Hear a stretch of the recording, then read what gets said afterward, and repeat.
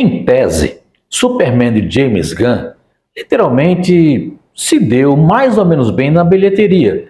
Conseguiu um faturamento mais de 600 milhões de dólares, muito aquém do que se esperava em atingir 1 bilhão. Ok, isso é fato. Filmes de super-heróis não vão chegar mais a 1 bilhão de dólares, isso é um ponto já determinado e já decidido e já pré-estabelecido. Mas quando James Gunn lançou o seu filme, muitas questões, depois do sucesso, depois da explosão do sucesso, muitas questões ficaram tanto quanto abertas. Muitas coisas que a gente só começou a perceber depois vieram à tona.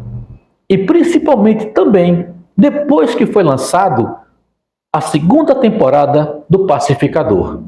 É sobre isso que a gente vai falar depois da vinheta.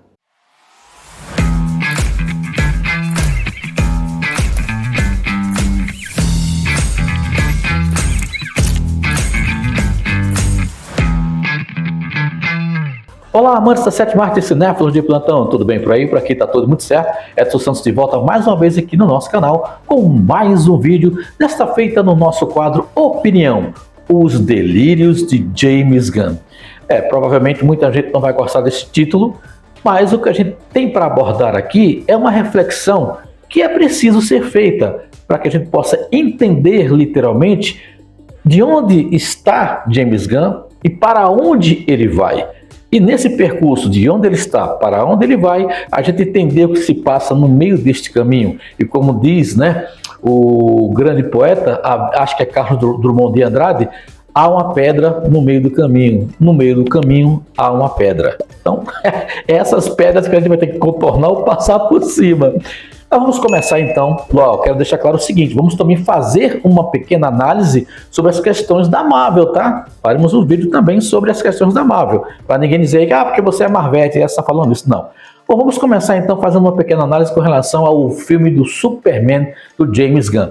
Um dos pontos principais que a gente tem que levar em consideração é o fato de que o James Gunn provocou uma certa polêmica ao deixar o Superman levar muita pisa, muita surra. Eu não lembro, pelo menos meus idos, né? Estou com 63 anos, mas dos quadrinhos, salvo quando ele está sendo ameaçado pela Kryptonita, certo? Mas nos quadrinhos, nas séries, até mesmo nos filmes do próprio Christopher Reeve, a gente não viu nenhum filme em que ele apanhasse tanto em tão pouco tempo.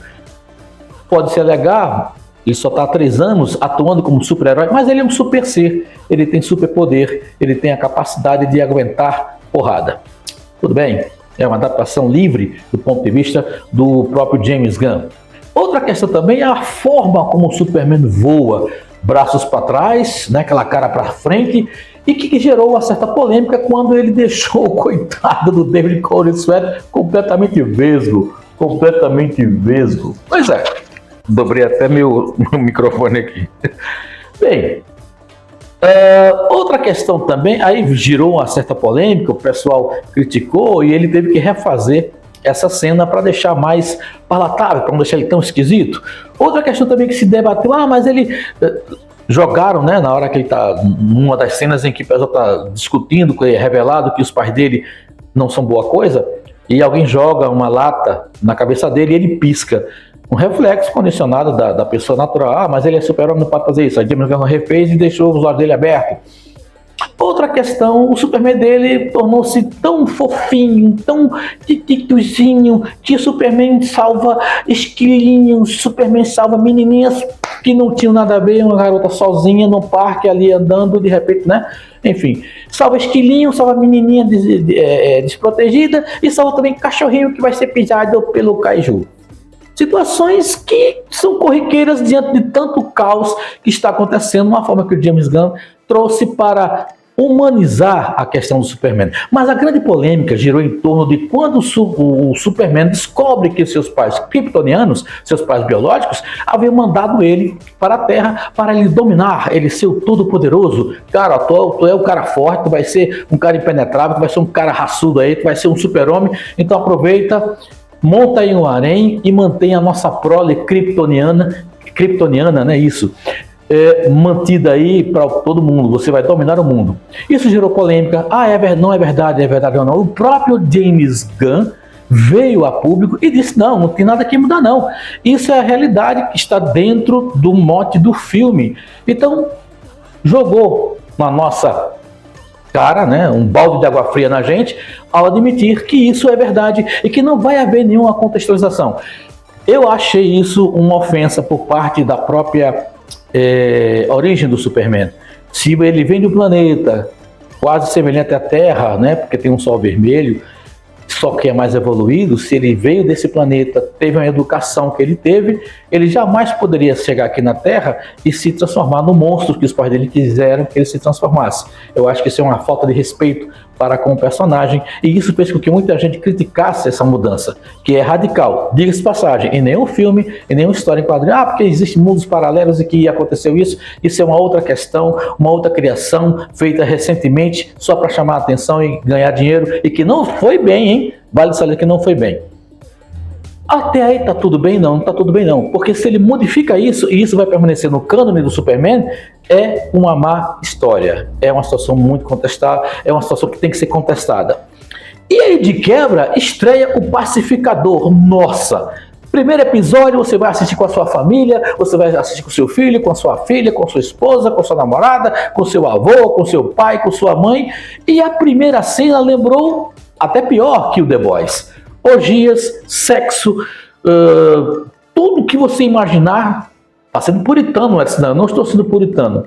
Eu estou sendo realista do ponto de vista em que você tem uma série que se deu muito bem na primeira temporada, mostrou um personagem com seus complexos, tudo bem, foi legal isso, né? As suas questões pessoais, a sua introspecção, a sua dificuldade com o pai, e de repente tornou-se um chamariz na atenção do próprio personagem do Pacificador.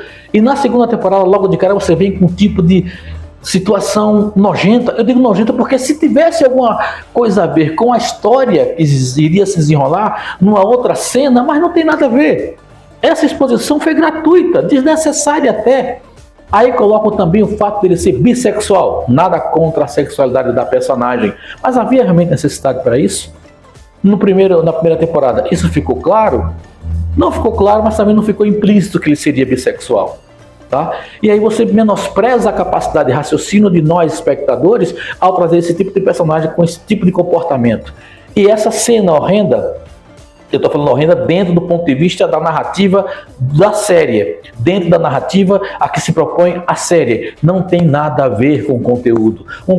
Um contexto fora de contexto, diga-se de passagem, e que não somou coisa alguma com nada. Para que isso, James Gunn? Por isso que eu digo, são delírios de uma pessoa que está, de um certo modo, em desespero para poder acertar.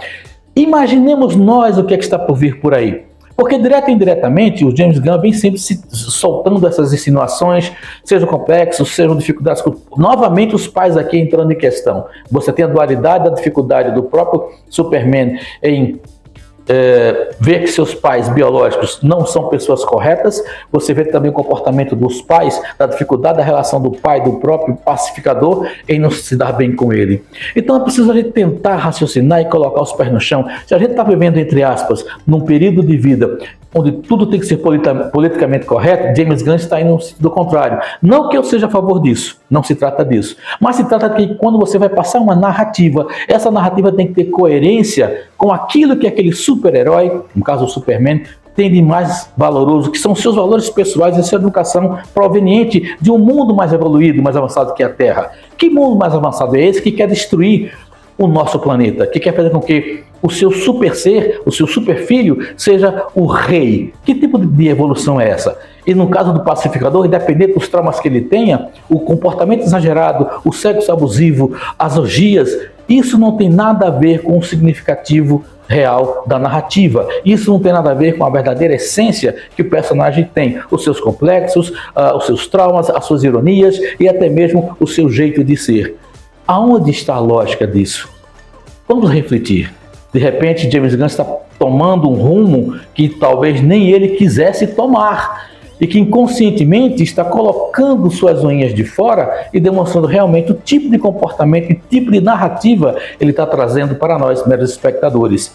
É preciso se seguir à risca?